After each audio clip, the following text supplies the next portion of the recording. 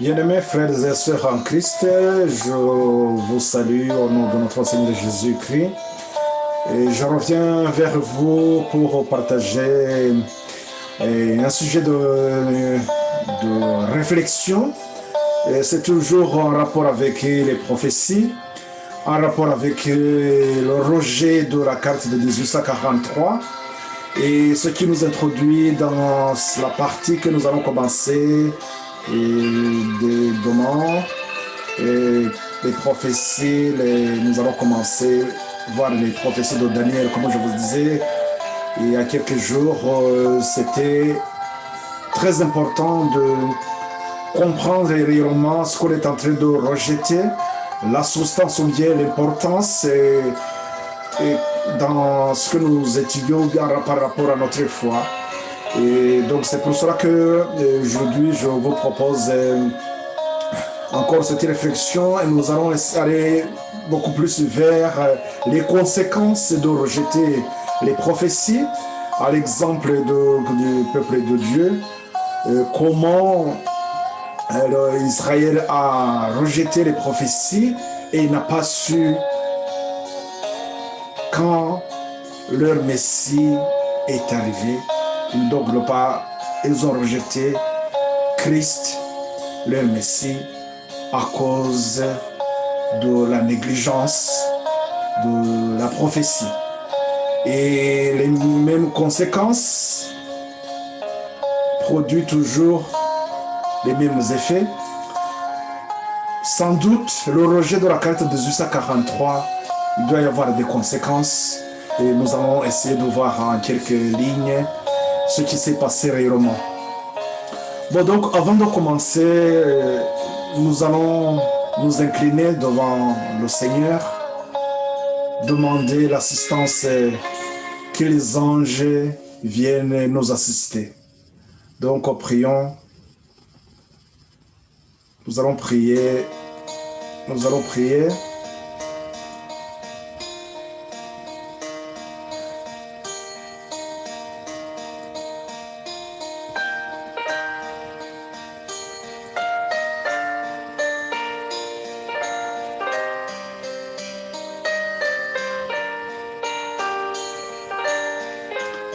Nous allons prier avant de commencer.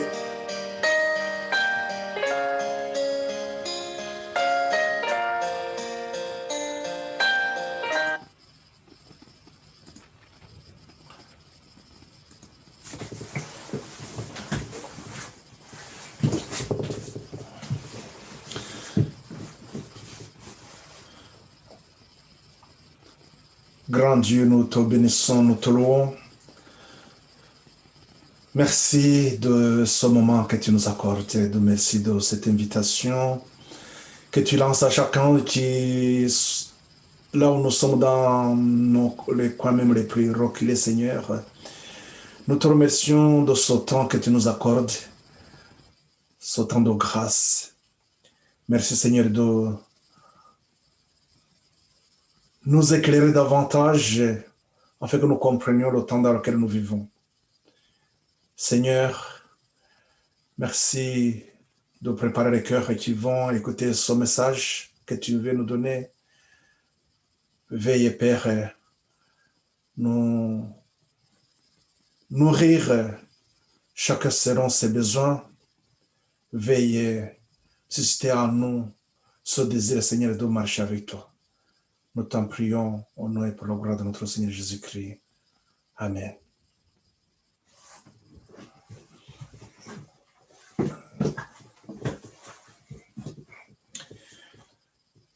Et comme je viens de vous le dire, donc le message que nous voyons, nous étudions, nous cherchons à comprendre donc la portée du message des trois anges. Nous avons vu le message du premier ange, le message du deuxième ange, donc va venir, nous allons voir encore des explications. Mais la finalité du message du premier ange, comme nous l'avons vu, il va séparer deux catégories d'adorateurs. Voilà, je vous ai demandé prendre encore le temps vraiment de comprendre pourquoi Satan a doublé son effort à empêcher que le message du premier ange soit accepté. Et le test que nous avons vu, c'était les prophéties illustrées sur la carte de 1843, cette carte qui a créé l'opposition. Donc, comme je venais de vous le dire dans l'introduction, nous allons voir les conséquences en rapport donc de cette carte de 1843. Et c'était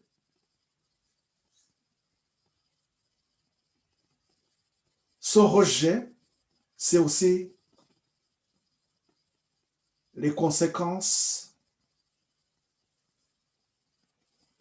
du manque de foi. Et la foi,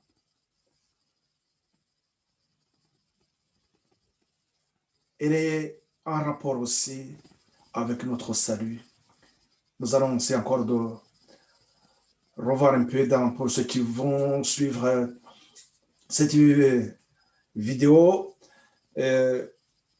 Pour la première, bon, qui n'ont pas eu d'autres études précédentes, j'aimerais vous ramener un peu dans ces études précédentes pour que vous puissiez comprendre réellement ce qui se passe, c'est là où nous allons et comment les choses se déclinent, la foi du peuple, comment elle est attaquée et comment nous pouvons aussi prendre position lorsque nous sommes dans de telles situations. Mais la question donc qui s'oppose dans la vie de chacun, c'est où est-ce que nous allons? Savons-nous où nous allons? Donc, la décision, elle est individuelle. Dans cette présentation, je pose une question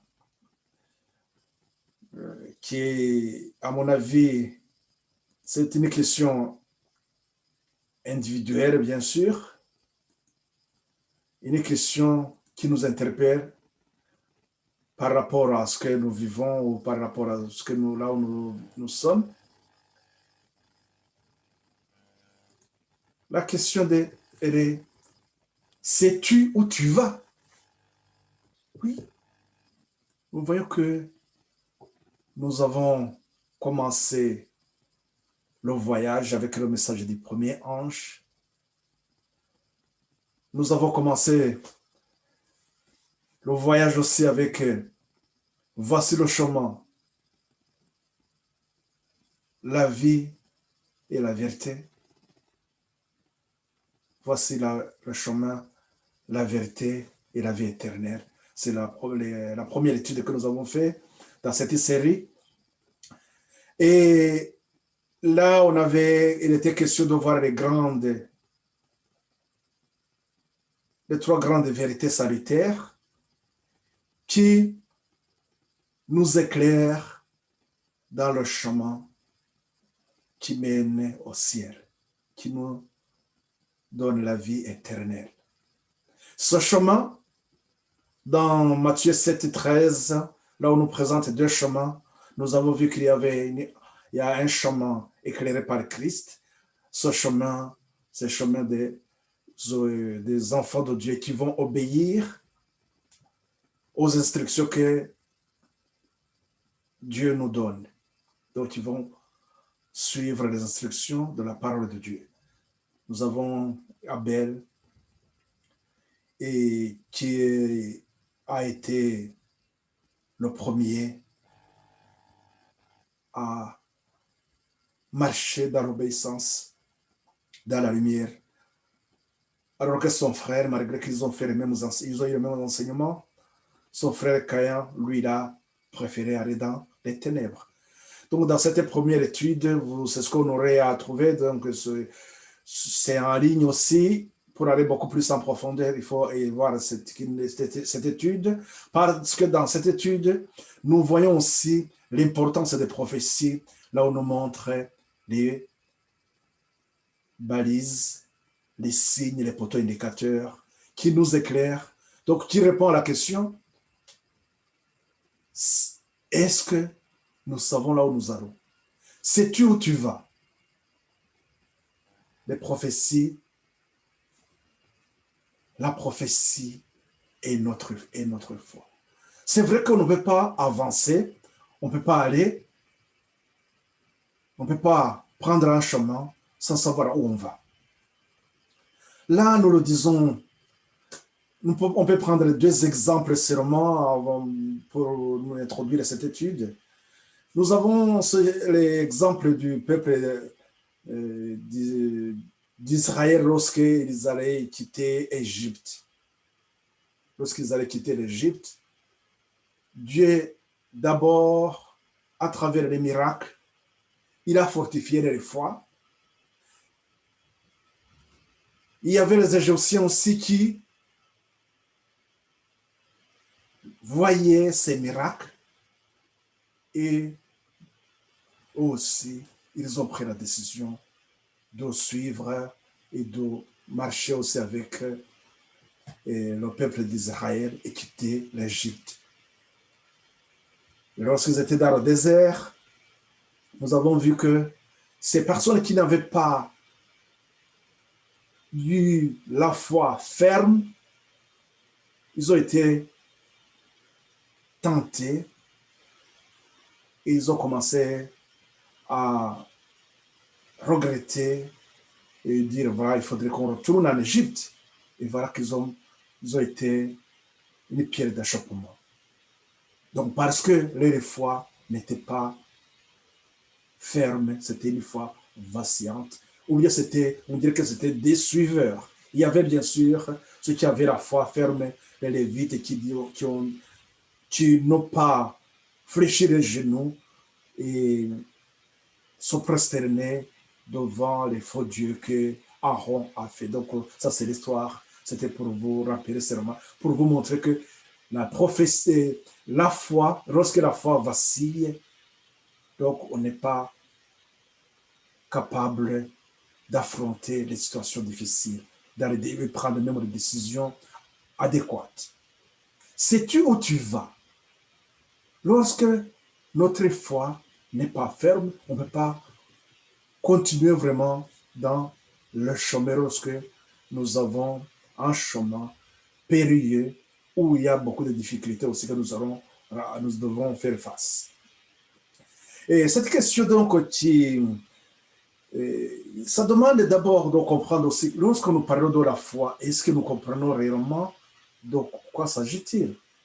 Est-ce que c'est la foi, les prophéties, comment les prophéties même ont cette importance pour notre salut? L'évangile et les prophéties, l'évangile est un message prophétique.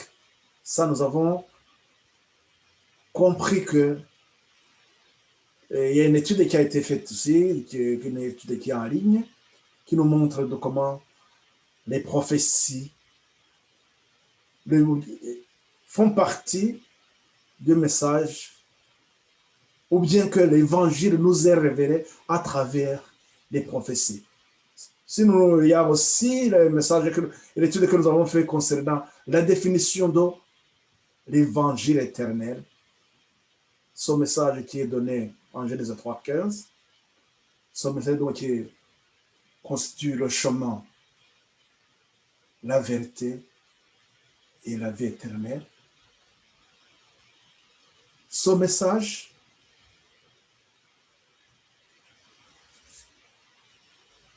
nous parle aussi de l'évangile, de la grâce. Donc l'évangile nous parle de la grâce, le royaume de grâce. Et c'est par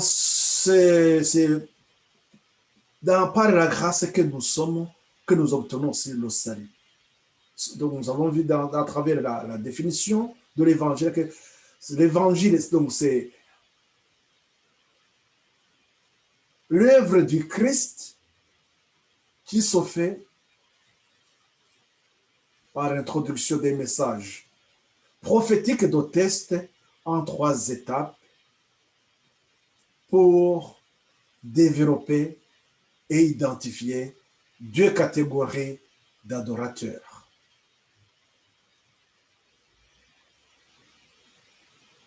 Nous voyons à travers cette définition aussi, c'est qu'il y a les étapes, de ces 3 étapes, qui sont en rapport aussi avec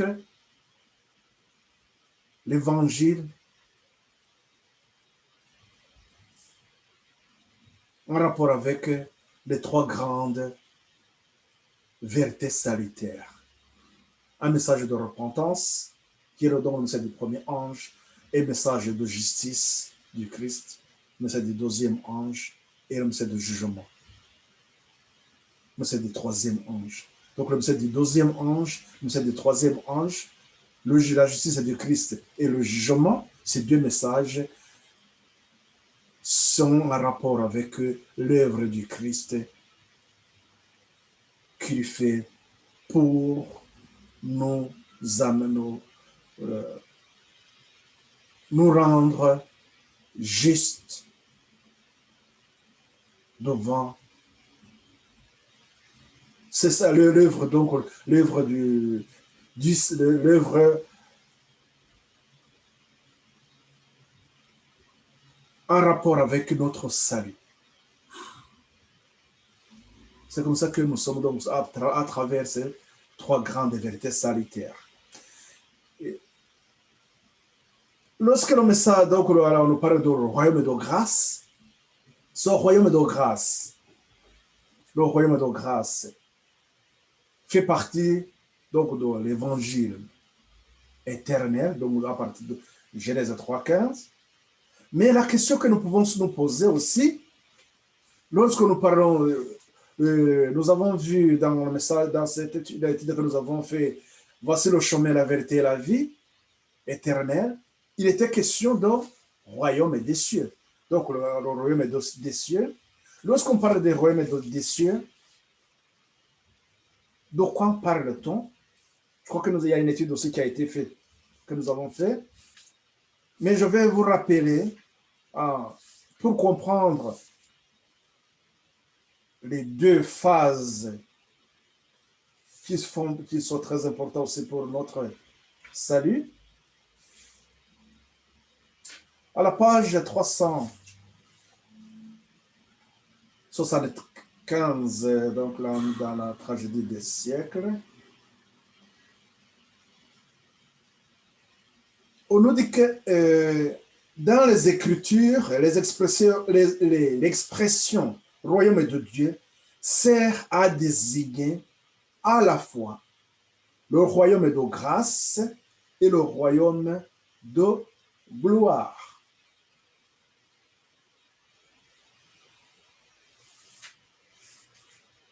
Donc, dans la question qu'on s'est posée, sais-tu où tu vas?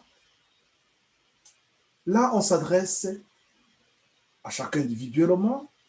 Celui-là qui cherche quoi? Qui cherche son salut, qui cherche le royaume des cieux.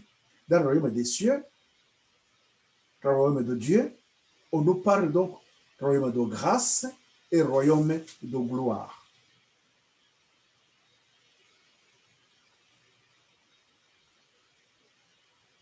De même, le trône de la gloire représente le royaume de la gloire.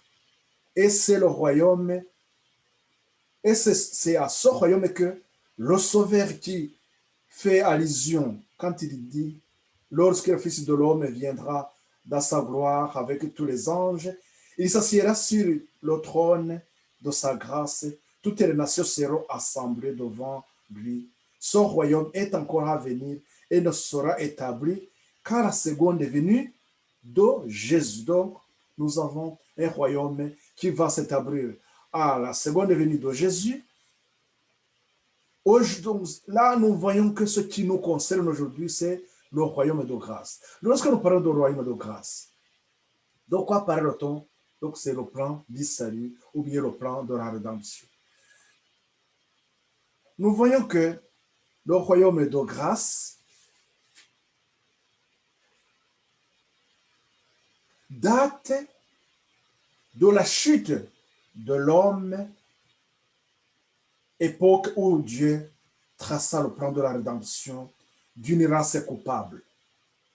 Son royaume a existé dès lors dans les desseins et en vertu des promesses de Dieu.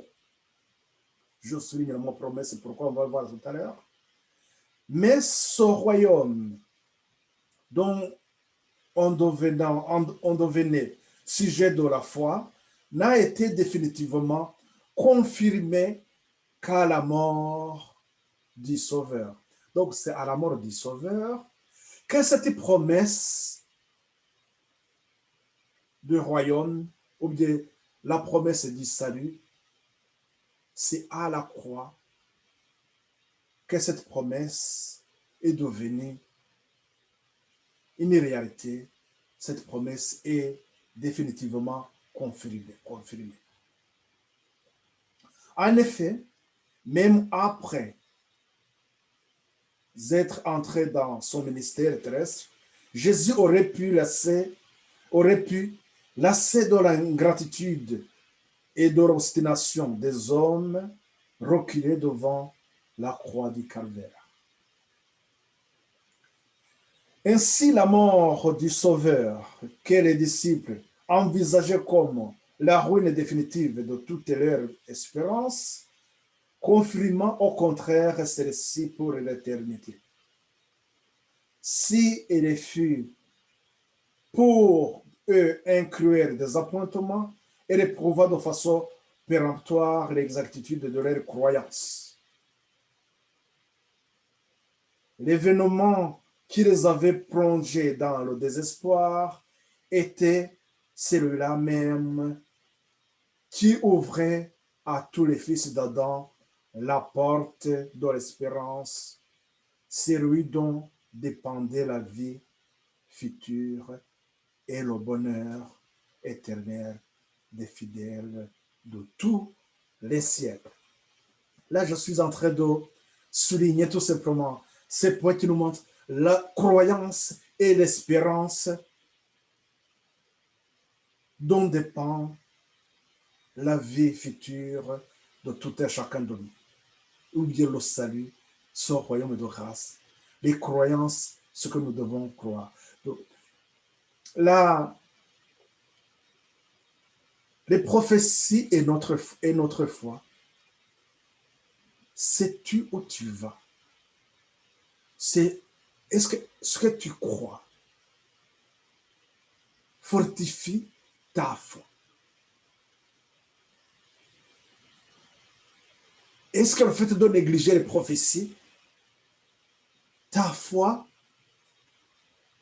ne va-t-il pas vaciller comme ces Égyptiens qui accompagnaient le peuple d'Israël? Ou bien tout cela qui, leur foi n'était pas ferme, ont vacillé. Donc, ils ont remboursé le chemin. Ils ont pris la décision de retourner dans le désert, de retourner en Égypte. Et nous voyons que l'évangile, comme c'est un message prophétique, dans ce que nous avons vu, on nous parle de d'abord croire à ce que nous voyons, ce que nous entendons, et ce message, donc, c'est un message prophétique. Donc, tout d'abord, il faudrait que nous ayons l'espérance, et cette espérance qui, à un moment donné, se confirme par l'accomplissement des prophéties.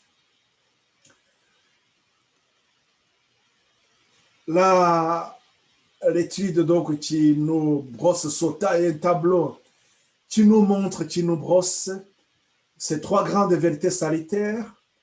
Ce premier message du premier ange qui nous parle donc des trois Le principe donc de 1, 2, 3 qui nous montre les trois grandes vérités salutaires.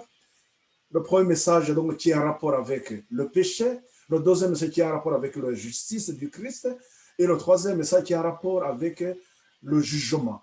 Donc ce que nous avons vu, nous avons vu que Dieu avait donné le message donc en rapport avec le temps, les prophéties de Daniel comme poteau indicateur qui vont nous montrer là où nous sommes réellement dans le temps. Quand est-ce que la question que Adam et Ève se posaient, ou bien même ceux qui ont suivi après, ceux qui se posaient, quand viendra notre Messie, notre Sauveur? Quand viendra le Sauveur? Voilà que c'était une question préoccupante, une question qui devrait être toujours dans leur esprit de se dire, quand viendra notre Messie, quand viendra notre Sauveur? Donc les prophéties de Daniel étaient là pour répondre, nous donner la date exacte.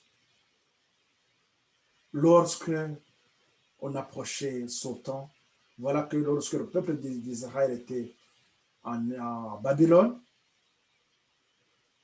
Dieu, vers les années 600 ans, aux alentours des années 600 ans, avant Jésus-Christ, Dieu donc les révèle les événements. C'est ça donc les prophéties de Daniel que nous verrons, que nous allons voir, et à partir de demain, nous allons commencer cette étude. Les prophéties donc de Daniel allaient donner donc les poteaux, allaient donner les signes. Mais la question que nous nous posons, qu'est-ce qui s'est-il passé pour que le peuple d'Israël rejette leur Messie, rejette Christ, rejette Jésus, alors que les prophéties étaient là pour leur indiquer le temps. Il y avait des prophéties qui ne sont pas donc les prophéties comme les prophéties d'Ésaïe 53 qui nous montrent comment les choses vont se dérouler, comment les choses vont, comment Christ sera quand il va arriver. Donc, ça nous donnait aussi les détails par rapport à cette situation de son avènement. Mais ils n'ont pas compris. Mais ici, donc, nous avons, avec les prophéties de Daniel, nous avons les prophéties des temps, nous allons avoir, nous montrer, nous allons comprendre le temps dans lequel nous vivons. Donc, nous allons voir aussi ces poteaux indicateurs qui nous éclairent, qui illuminent le chemin que nous suivons. Là, donc, à la question, sais-tu où tu vas? Ça nous ramène aussi à comprendre les prophéties de Daniel. Là, on saura réellement que nous sommes dans le vrai chemin, donc on n'aura pas de doute. Nous avons vu que vers les années 100, nous avons aussi les prophéties de l'Apocalypse qui vient pour nous éclairer sur les fêtes de temps. Le temps, le temps du jugement.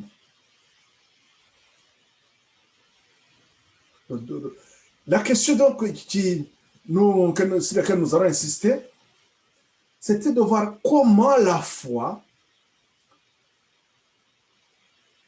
comment cet enseignement, comment on aurait à croire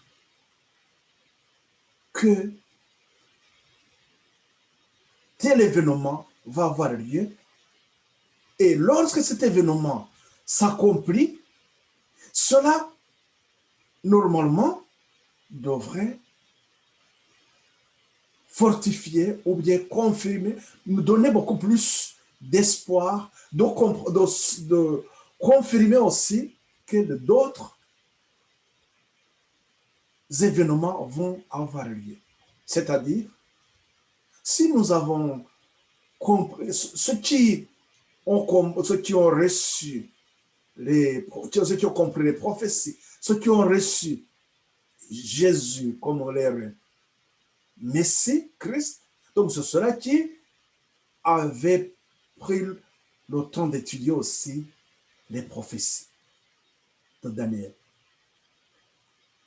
En particulier, les prophéties de Daniel 9, qui nous montrent à quel moment Christ commence son ministère et qui nous montre aussi en quelle année il sera crucifié, c'est-à-dire à la croix, au moment où cette promesse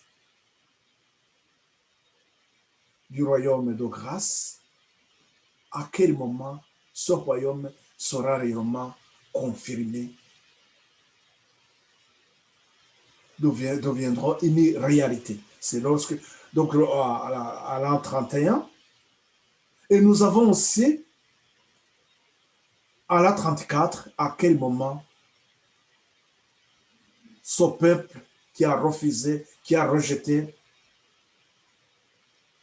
le message, le plan du salut, qui ont rejeté Christ, leur Messie, leur Sauveur, c'est leur temps de probation était déjà aussi fixé à l'an 34. C'est par sur les prophéties donc, de Daniel 9, les 70 semaines, qui donnaient cette lumière sur ce point. Mais voilà que en rejetant les prophéties de Daniel 9, il fallait question de savoir quelles conséquences ça va avoir sur tout un peuple. Est-ce qu'en rejetant les prophéties de Daniel, et si nous faisons le lien avec la carte de 1843, nous allons voir aussi les conséquences qui en découlent. Mais tout d'abord, voyons, voyons ce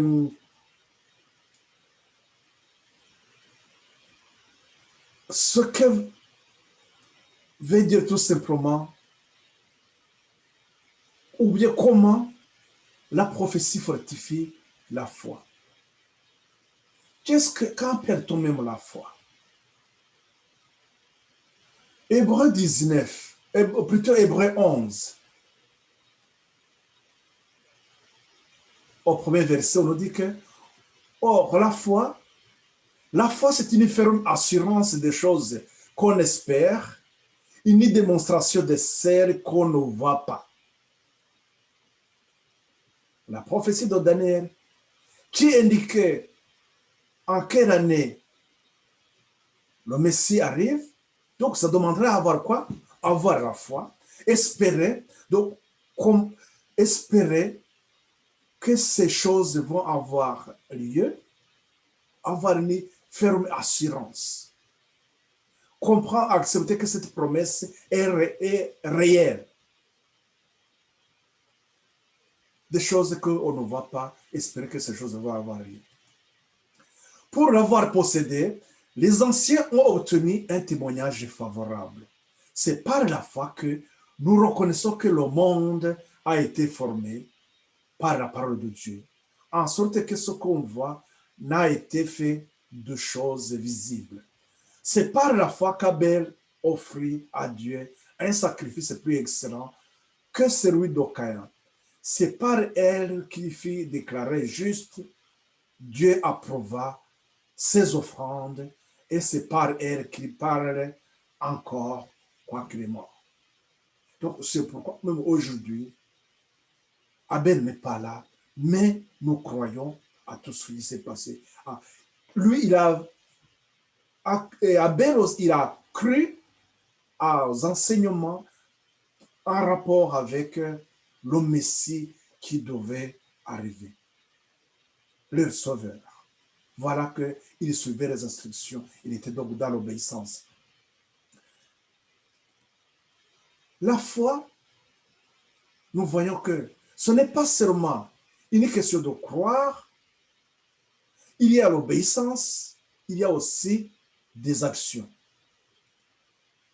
Romains 10, au verset 14, comment donc invoqueront-ils celui en qui ils n'ont pas cru?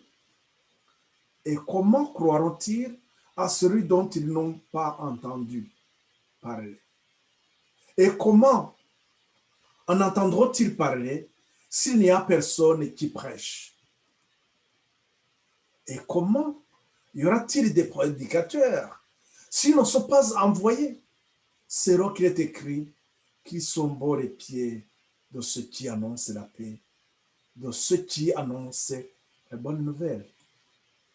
Mais tous n'ont pas obéi à la bonne nouvelle. Aussi Isaïe dit-il, Seigneur, qui a cru à notre prédication. Ainsi, la foi vient de ce qu'on entend et ce qu'on entend vient de la parole du Christ. La foi, c'est ce qu'on attend, ça vient de ce que nous attendons. Et ce que nous attendons doit être aussi la parole de Dieu. Ça doit être la vérité, rien que la vérité.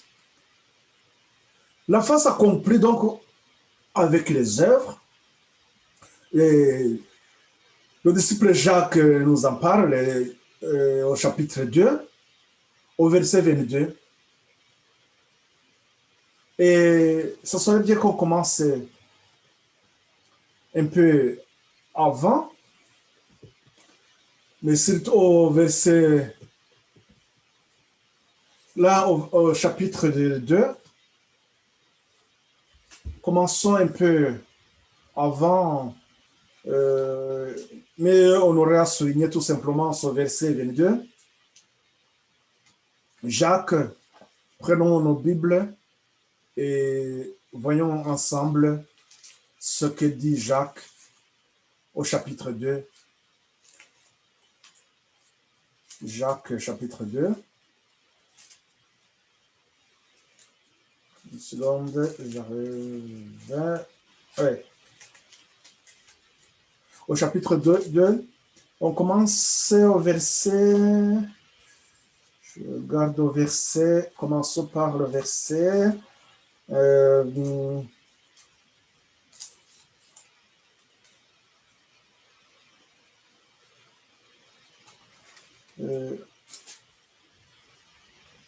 commençons par.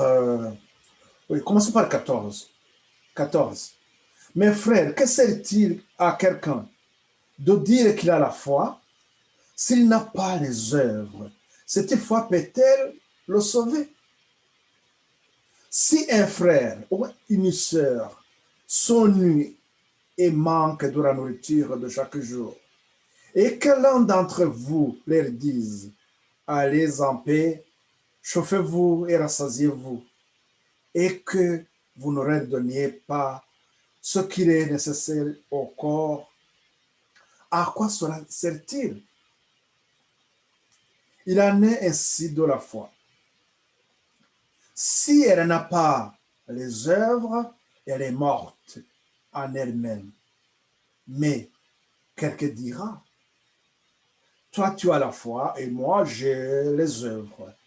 Montre-moi ta foi sans les œuvres et moi je te montrerai la foi par mes œuvres.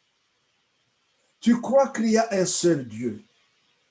Tu fais bien. Les démons le croient aussi et ils tremblent.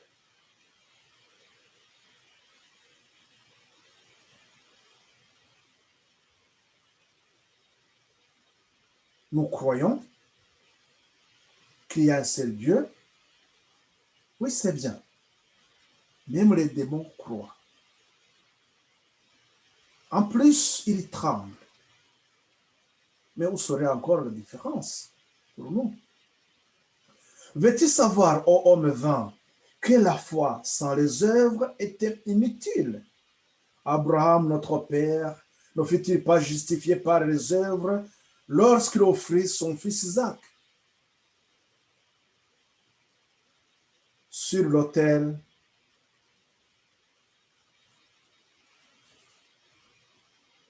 Imaginons prendre son enfant sur l'autel, il va sacrifier son enfant. Adam, quand il sacrifiait des animaux, et c'était pour développer la foi à un sauveur qui viendra.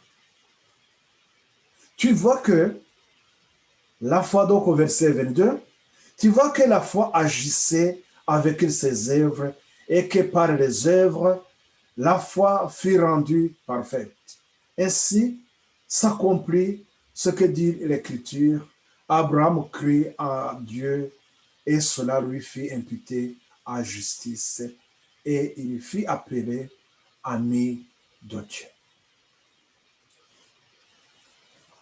La foi s'accomplit donc avec les œuvres. Vous voyez que l'homme donc est justifié par les œuvres et non pas par la foi seulement. Rahab, la prostituée, ne fut-elle pas également justifiée par les œuvres lorsqu'elle a reçu le message et qu'elle les fit partir par un autre chemin? Comme le corps sans âme est mort, de même la foi sans les œuvres est morte.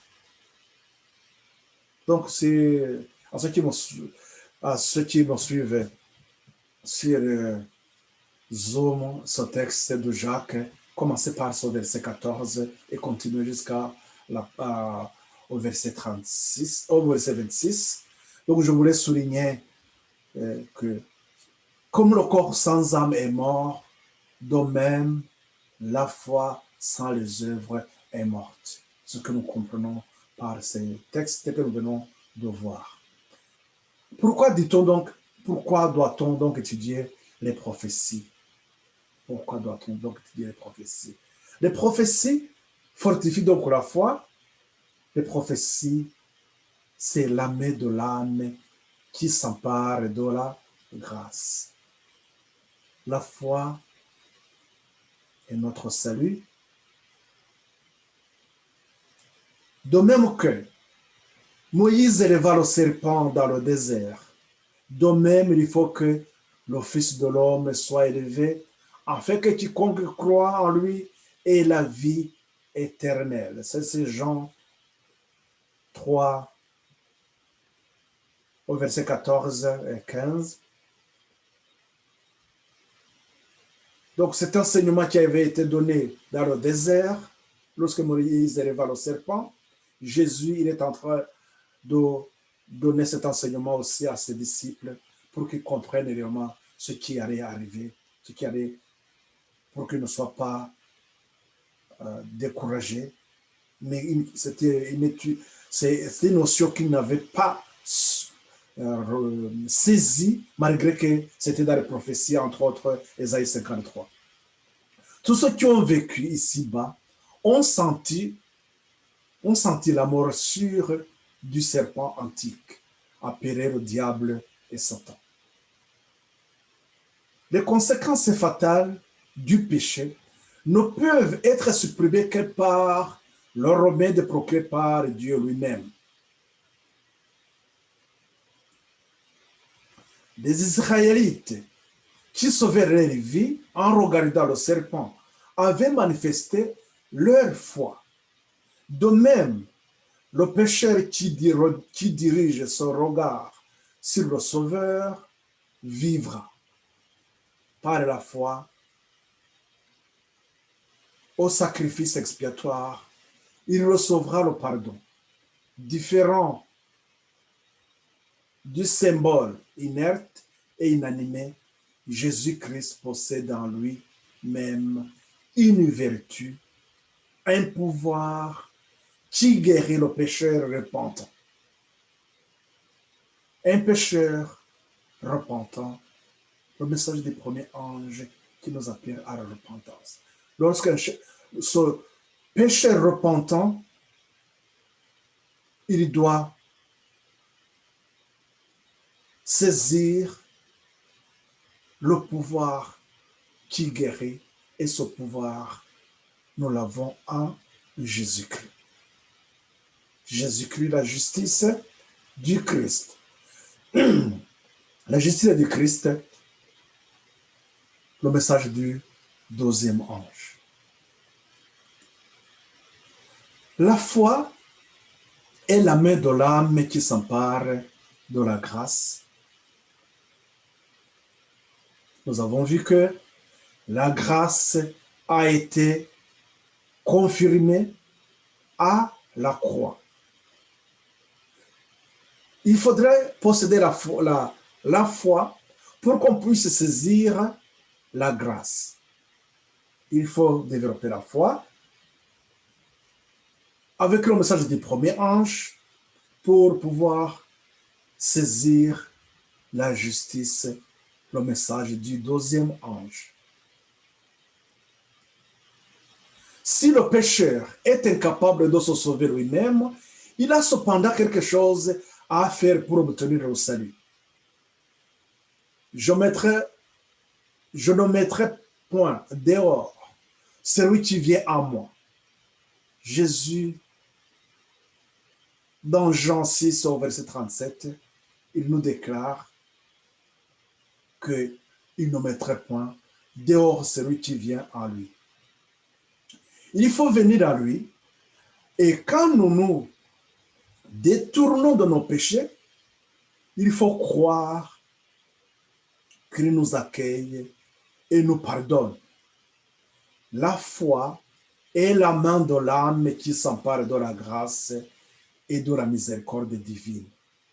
C'est un pur don de Dieu, à nous de l'exercer.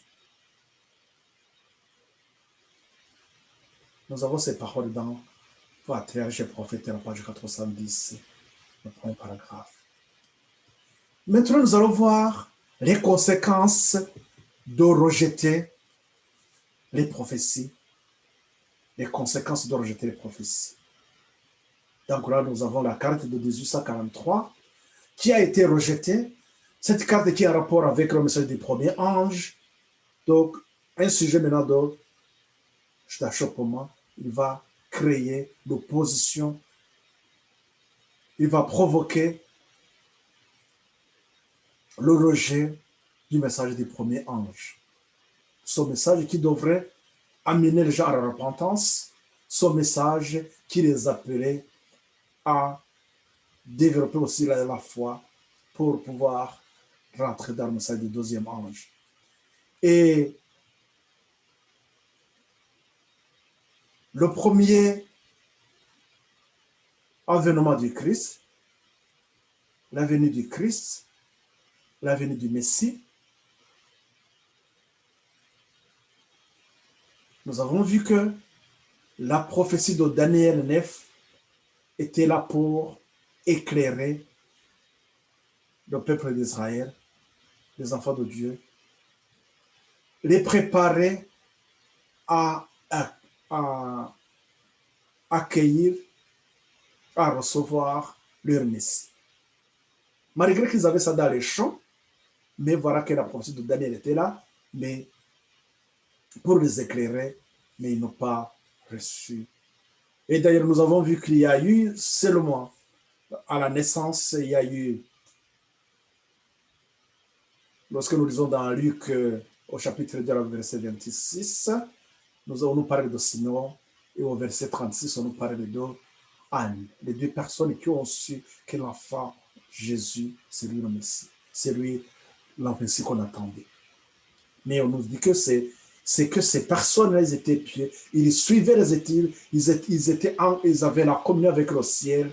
C'est pour ça que l'ange avait révélé à Simeon qu'avant sa mort, il aurait vu d'abord qu'il va voir Christ, son sauveur, avant sa mort. Il a vu que c'est l'ange encore qui a dit, voilà, l'enfant qui est né, c'est lui le Messie.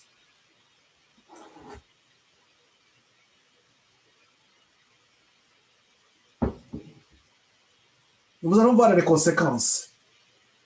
Lorsque nous avons la carte de 1843, cette carte, elle renferme, sur cette carte est illustrée les prophéties donc de Daniel et la prophétie d'Apocalypse.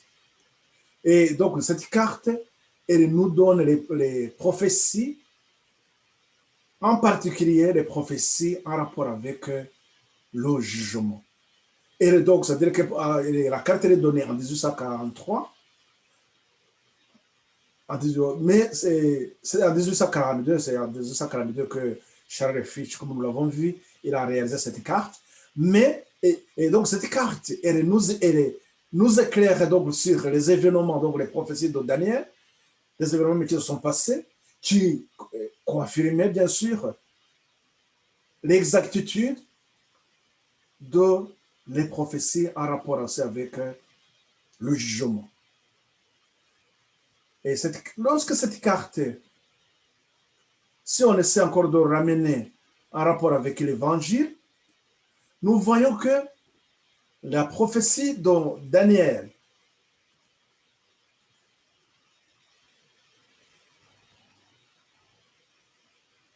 elle est donnée, elle est là pour préparer. Donc, c'était la phase qui, le peuple d'Israël qui était dans le désert, plutôt que le peuple de Dieu qui était à Babylone, il devrait rentrer à Jérusalem, reconstruire le temple.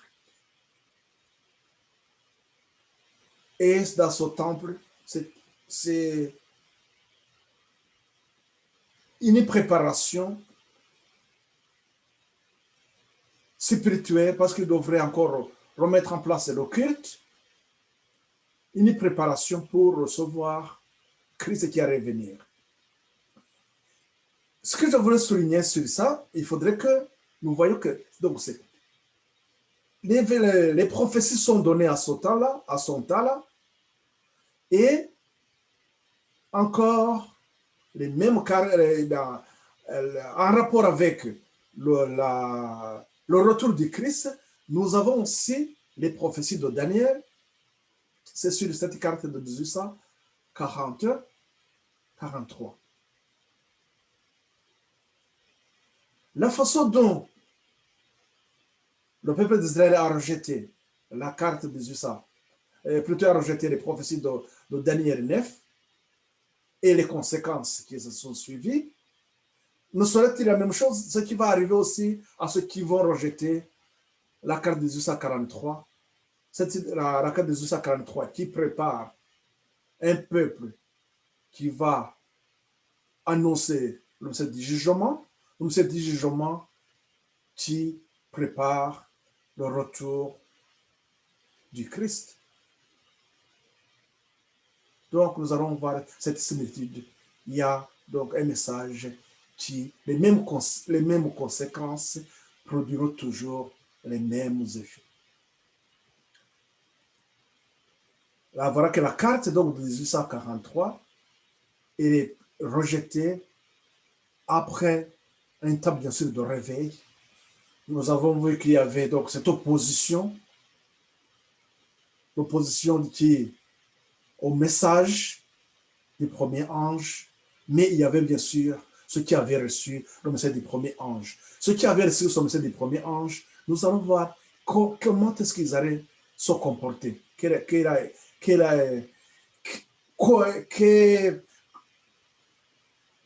décision allait-il prendre en rapport donc à la question qu'on s'est posée au début.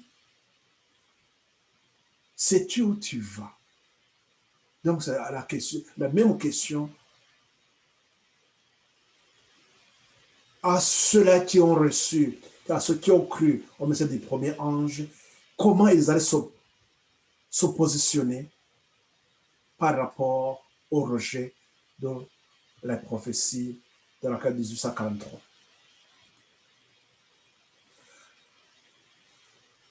Les conséquences donc de rejeter les prophéties, comme l'œuvre de Miller tendait à édifier les églises, et il fut un moment envisagé avec faveur. Nous l'avons vu.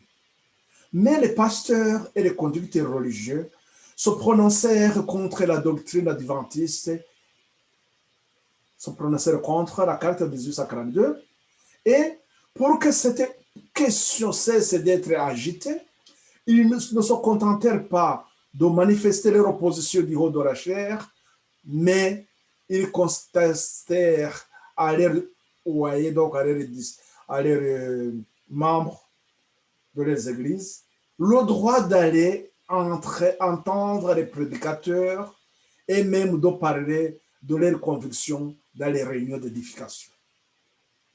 Les croyants se trouvèrent ainsi dans une situation des plus embarrassantes. À partir de ce moment, on observe un changement radical dans la plupart de ces églises. Depuis quelques années, on avait remarqué en effet une tendance graduelle mais constante vers la mondanité et parallèlement un déclin de la vie spirituelle. Mais en cette même année, un affaissement plutôt soudain et bien caractérisé se manifestant dans la plupart de ces congrégations, de ces églises. Ce fait apparemment inexplicable fut dûment constaté et commenté dans la presse que du haut de la chair. Donc, à ce moment-là, on constatait réellement qu'il y a un problème dans ces églises où on empêche aux gens d'étudier les prophéties, même ceux qui ont des convictions, on les empêchait aussi dans les réunions d'édification de témoigner ou bien d'expliquer aux autres ce qui soutiennent leur foi. Les croyants se trouvaient ainsi dans une situation plus embarrassante. Mais là, on voit que le problème qui se pose, c'est que il va y avoir un déclin spirituel. Cette condition était très parlant au point où même les gens du monde voyaient que ça ne va pas. Je pense que même aujourd'hui, la même question se pose aussi. Voir est-ce qu'aujourd'hui, réellement, le même problème ne se pose pas? À cause de cet état de choses, se trouvait forcément dans l'Église elle-même. La cause de cet état de choses se trouvait forcément dans l'Église elle-même. Les ténèbres spirituelles qui enveloppaient les nations, les églises et les individus ne proviennent pas de ce que Dieu retire arbitrairement le secours de sa grâce, mais de l'attitude des hommes à l'égard de la lumière. Ce n'est pas Dieu qui s'est retiré, qui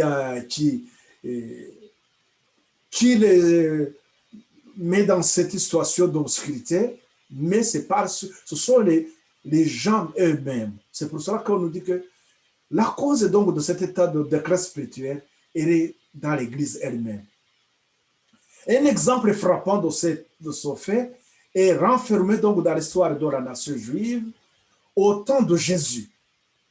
Par son attachement au monde et par un oubli de Dieu et de sa parole, l'ancien Israël était tombé dans l'obscurité morale et la sensualité.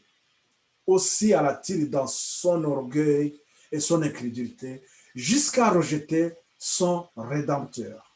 Donc là, on est en train de voir, avant l'arrivée du Messie, il y avait aussi un déclin spirituel. Même alors, Dieu n'enlevant pas au peuple juif la possibilité de connaître les bienfaits du salut et d'y participer. Mais ceux qui avaient rejeté la vérité avaient perdu tout désir de posséder ce don céleste. Ils avaient changé les ténèbres en lumière et la lumière en ténèbres. Et combien grandes étaient ces ténèbres.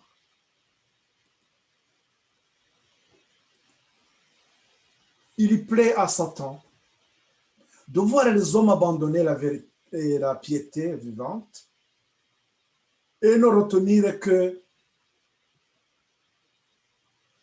les formes de la religion. D'accord. La forme restait seulement dans les rites. Après avoir rejeté l'évangile, les Juifs conservèrent jalousement leurs anciens rites, tout en reconnaissant que la présence de Dieu ne se manifestait plus au milieu d'eux.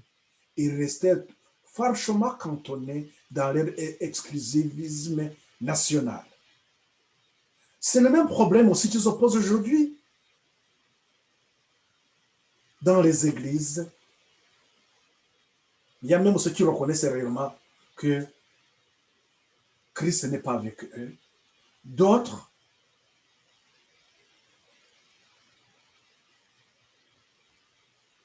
ils sont bercés dans les fausses espoirs, les messages qui calment, qui les tranquillisent.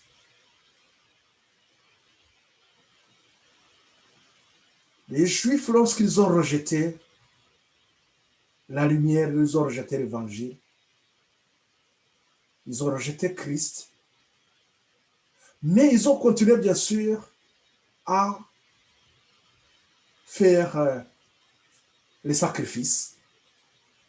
Ils ont gardé jalousement leurs anciens rites, tout en reconnaissant bien sûr que la présence de Dieu ne se manifestait plus au milieu d'eux. Ils restèrent franchement cantonnés dans leur exclusive nationale. La prophétie de Daniel indiquait de façon si précise le temps de la venue du Messie et prédisait si clairement sa mort qu'il en défendait l'étude et que les rabbins finirent même par prononcer à l'anathème contre ce qui s'y a donné. Dans son aveuglement et son impénitence, le peuple d'Israël est resté pendant 18 siècles indifférent aux offres gracieuses du salut et aux bienfaits de l'Évangile. L'exemple effrayant et solennel des dangers qu'écourt celui qui rejette la lumière du ciel. Ils ont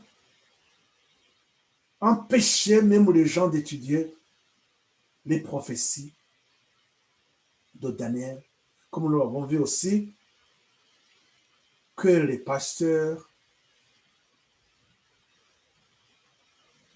suite à la lumière illustrée sur la carte de 1843,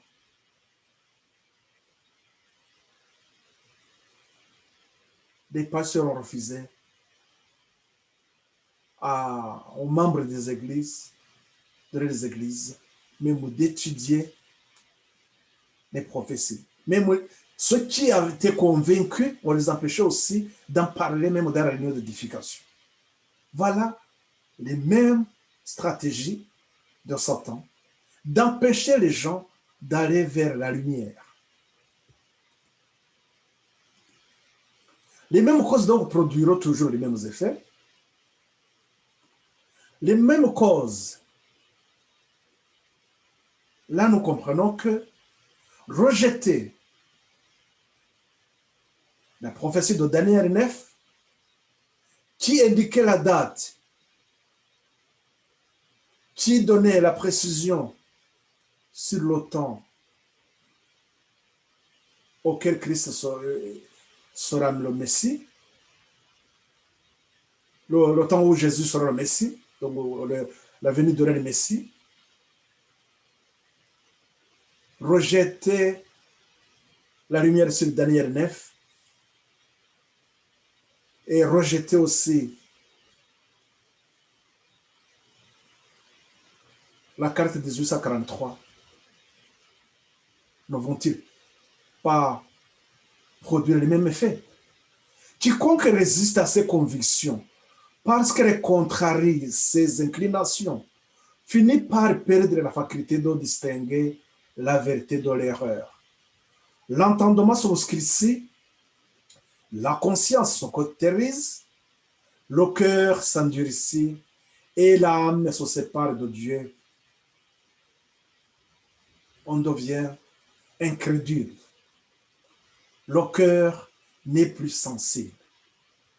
Là où la vérité divine est méprisée ou négligée, l'Église est plongée dans les ténèbres. La foi et l'amour font place à la mésentente et aux dissensions. Les croyants concentrent leur attention à leur énergie sur les choses du monde et les pécheurs s'endurcissent par leur impénitence. La foi que nous avons vue, cette main de l'âme qui s'empare de la grâce, la foi et l'amour s'évanouissent, font place donc à la mésentente, aux dissensions. Et dans ce cas, les croyants vont concentrer leur attention et leur énergie sur les choses de ce monde. Les pécheurs aussi resteront insensibles, ils seront endurcis et ils ne vont pas se repentir.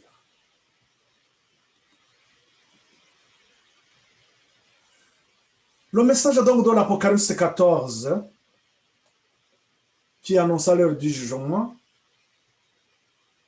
est un message qui invite le monde à craindre Dieu et lui donner gloire, était destiné à réveiller le peuple de Dieu et à le séparer des influences corruptrices du monde. Si les églises avaient accepté cet avertissement, elles les auraient bannis de leur sang les péchés qui les séparaient du ciel. Si elles avaient reçu son message en toute sincérité, si elles s'étaient humiliées devant Dieu et préparées à subsister devant sa face,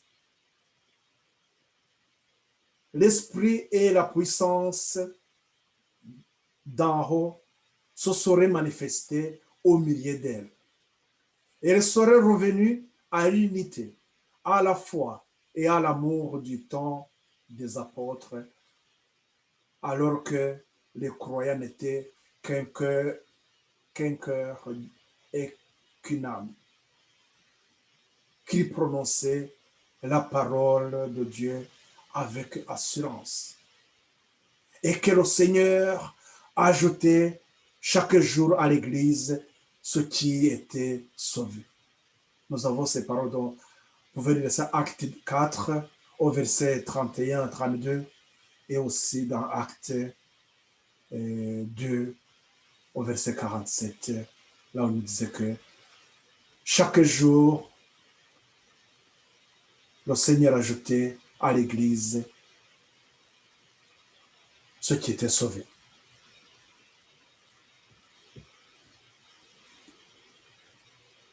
Il y avait donc une décision à prendre. Une décision à prendre par rapport à ce message qui appelle à la repentance, à ce message qui développe la foi. Et avec cette foi, on saisit la grâce, on marche dans la justice. Et par rapport à ce qui s'est passé par cette carte de 1843, c'est-à-dire en 1842, ceux qui ont cru au message des premiers anges, ils devraient prendre une décision, soit continuer dans la lumière ou bien les ténèbres.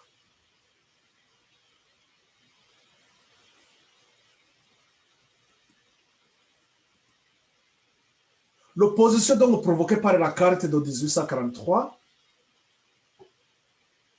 sépare deux catégories d'adorateurs. Les croyants se sont trouvés ainsi dans une situation des plus embarrassantes.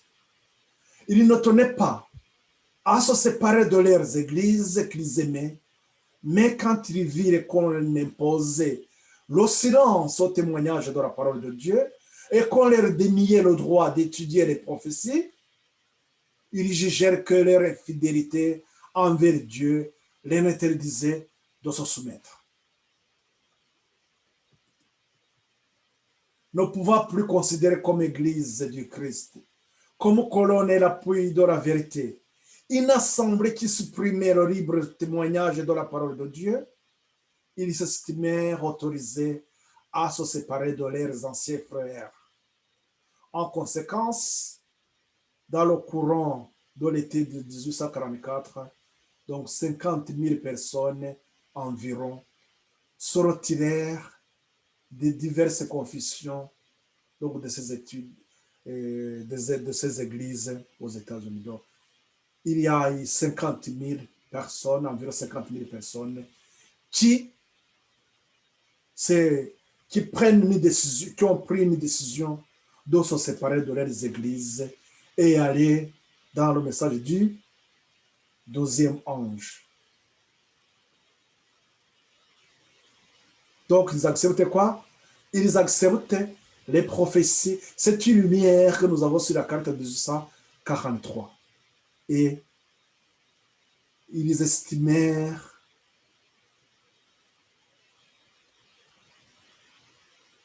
ne pouvant plus considérer comme Église du Christ, comme colonne et l'appui de la vérité, une assemblée qui supprimait le libre témoignage de la parole de Dieu, ils s'estimèrent autorisés à se séparer de leurs anciens frères. En conséquence, dans le courant de l'été de 1844, voilà, ces 50 000 se retirèrent. Rappelons-nous ce que nous avons vu, ce message que Dieu adresse à l'église de Sardes, ceux qui n'ont pas souillé leurs habits, ce sera qui vont marcher avec Christ. Voilà, nous terminons par là cette partie qui nous prépare à étudier donc les prophéties, à reconsidérer donc cette carte de 1843 et prendre une décision pour nous et pouvoir marcher aussi dans cette lumière. Donc la carte de 1843, de même que les prophéties de Daniel 9, ils ont les deux, là, cette lumière des prophéties était nécessaire, était utile. La question encore qu'on se pose, sais-tu où tu vas? Les prophéties, ils sont là pour nous montrer le chemin, pour nous valider que nous sommes dans le bon sens, dans la bonne direction, que nous allons réellement à Cana Céleste. Étudions la prophétie. Donc demain, nous allons commencer donc, cette étude de la prophétie de Daniel pour que nous puissions au moins voir les grandes balises, les grands poteaux indicateurs pour que nous puissions voir réellement ce qui se passe avec le message du troisième ange. Et ça va nous permettre aussi, et avec surtout la prophétie de Daniel 8, ça va nous permettre de comprendre justement les événements qui se passent avec le message du deuxième ange. Et vous qui me suivez donc à travers Facebook aussi, je vous salue. Que le Seigneur vous accompagne. Nous allons donc terminer par la prière et que le Seigneur vous accompagne. Demain, donc, nous allons faire cette étude demain dans les heures de... On s'était dit que dans les heures de vers 17, 18 heures pour ceux qui sont au Rwanda, 17 heures ici en Europe. Prions pour terminer cette partie.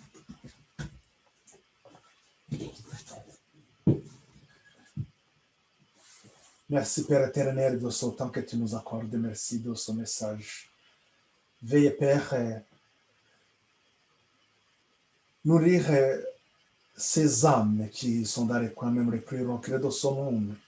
Ceux qui vont suivre cette étude, Seigneur, qu'ils soient encouragés à prendre les positions et ne pas négliger la lumière que tu nous donnes à travers les prophéties. Seigneur, merci de les éclairer davantage. Merci de nous soutenir ensemble et de nous aider à marcher dans cette lumière. Père, au-delà de nos entendements, nous nous remettons dans tes mains. Que toi, seul Seigneur, tu nous conduises dans cette voie de la sanctification, dans cette œuvre du deuxième ange. Merci des dispositions que tu prenais pour chacun de nous, afin que nous puissions hériter avec notre Seigneur. Merci de nous les donner au-delà de nos entendements. Au nom et pour la gloire de notre Seigneur Jésus-Christ, nous t'en prions. Amen.